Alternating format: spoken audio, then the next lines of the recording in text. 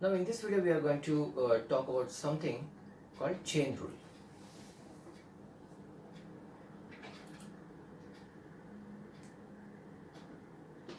Now this rule is used when we have to differentiate one function with respect to some variable, but then that function is expressed as a function of some other function, which in turn is a function of the independent variable. For example, y is equal to f of u, where u is a function of x, correct?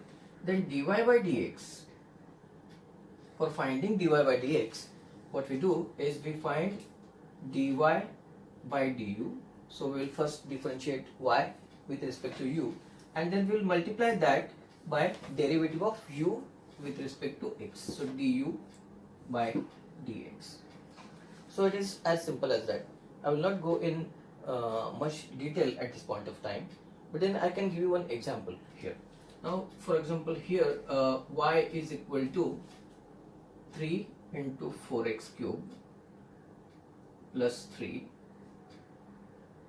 let us say square of this, plus 4 into 4x cube plus 3 minus 8.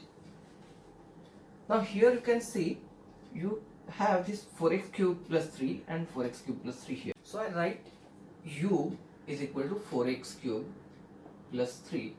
Now I'll directly differentiate u with respect to x. So du by dx is equal to 4 into 3, that is 12 x square, plus derivative of constant is 0. So 12x plus square, 12x square plus 0. So that is 12 x square, correct? Now my y is equal to, now this part is u, so it is 3u square plus 4u minus 8.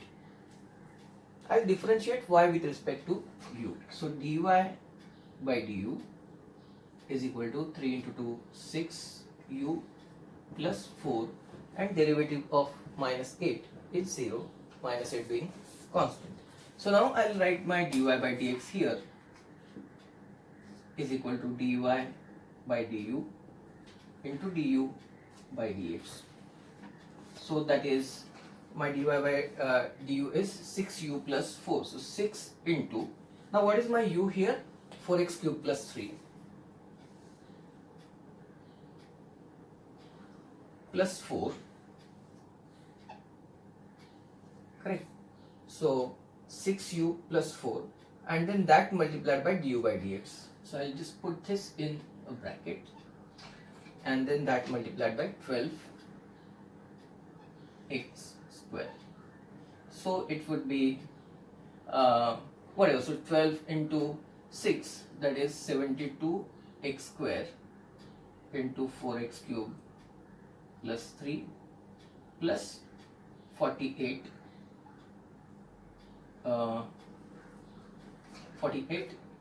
x square. So this is my dy by dx.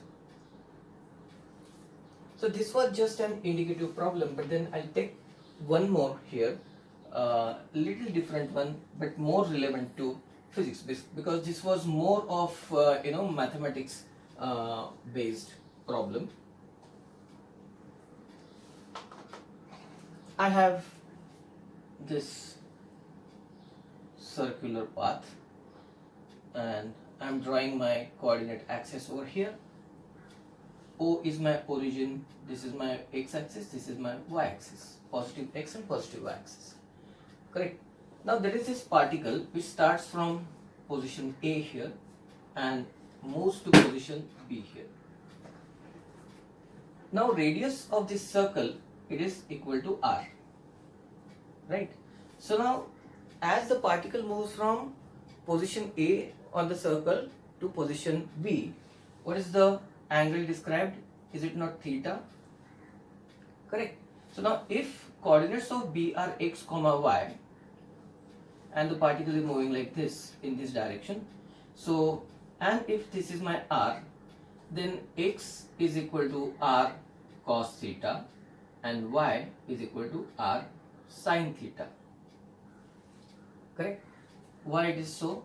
It is because I draw perpendicular from here and on here, right? Then this distance OP and this distance OQ here. OP and OQ are the magnitudes of x and y coordinates, correct? And if you consider that right angle triangle OBP, then my x, this is my x and this is my y. So x upon r is equal to cos theta and y upon r is equal to sin theta. So I have written it like this.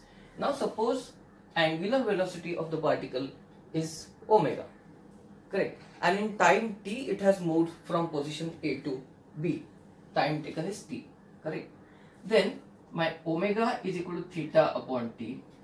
That means theta is equal to omega t, correct? Now what? My x is the x component of displacement and y is the y component, correct? Component along y and component along x. So my displacement, x displacement is equal to r cos theta. So that is equal to r cos of omega t, right? This is my x displacement, and y displacement is r sin theta, which is equal to r sin omega t. I am substituting theta is equal to omega t, correct?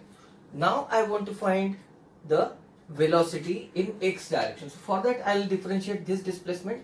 So dx by dt.